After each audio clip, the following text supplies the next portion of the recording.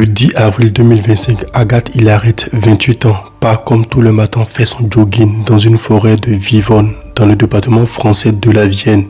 Ce jour-là, elle ne reviendra jamais et se volatilise. Bienvenue dans cette nouvelle histoire d'enquête criminelle.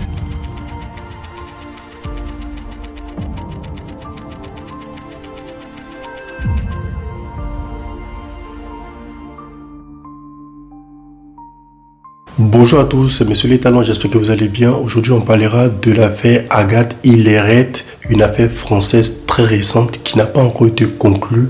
Donc, on fera attention à la présomption d'innocence et aussi une pensée à la famille de la victime. Let's go. Notre histoire se passe aujourd'hui en France, plus précisément à Vivonne, dans le département de la Vienne.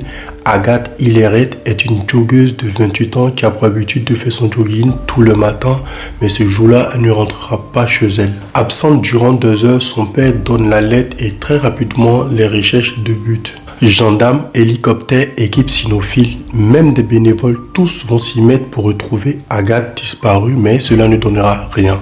Il a fallu attendre 3 semaines plus tard pour qu'un promeneur découvre l'horreur. Le corps d'Agathe sera retrouvé sous un tas de bois et là l'autopsie sera très difficile parce que le corps est dégradé, mais les enquêteurs ne lâcheront rien.